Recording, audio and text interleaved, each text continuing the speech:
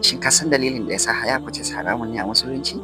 Assalamu alaikum wa rahmatullahi wa barakatuh. Yau za mu yi magana kan wata matsala da ta yawaita musamman a arewacin Najeriya, wato haya purchase. Wata hanya ce da ake gani kamar taimako ne, amma a zahirin gaskiya akwai zalunci da kuma babban laifi a cikinsa. Da farko, menene ake nufi da haya purchase? So haya purchase dai kamar yadda kowa ya sani, wata hanya ce ta mallakan kaddara, a yayin da kai baka da kuɗin mallakan wannan kaddaran a nan take, amma za a baka damar ka dinga biya a hankali bisa wani ƙayyadadden lokaci da kuma ƙayyadadden farashi. Amma a yayin da kake ƙoƙarin mallakan wannan kaddaran bai zama mallakin ka ba, amma duk wata asara kuma taka ce, ba ta mai kaya ba. Kaga zalunci a ciki? So me yasa musulunci ya haramta haya purchase?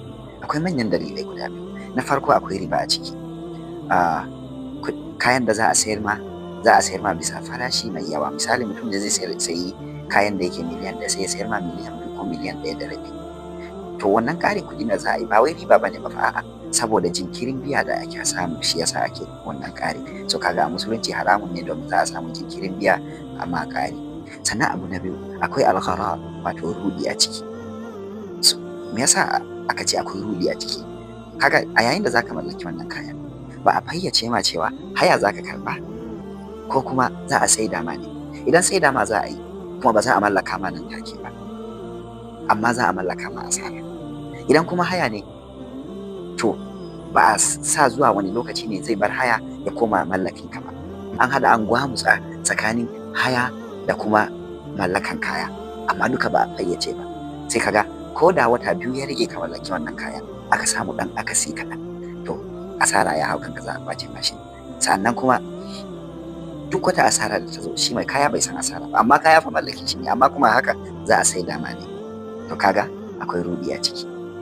Sannan misali na biyu a cikin algharar, ni ne fa nazo zan sayi kaya a wajenka, bana da halin sayin kaya, kai kuma kana da shi, sai ka ce mun ba matsala, zo zan sai dama. Da ka zo zaka saya, sai a ce yanzu wannan kaya miliyan 1 yake, amma kai zan sayar ma miliyan 1.5. Zaka dinga biya a hankali, ba matsala, ka je kana aiki da shi zaka biya. Amma cikin wannan tsawon lokacin da zaka biya kuɗin wannan kayan yana nan a mallaki na, ba mallakin ka ba. Amma duk wata asara kuma taka ce, ba tawa ba. To kaga akwai rudi a ciki. A musulunci, inda zan sayar ma kaya, da an yi ciniki ya fada, za a mallaka ma kaya.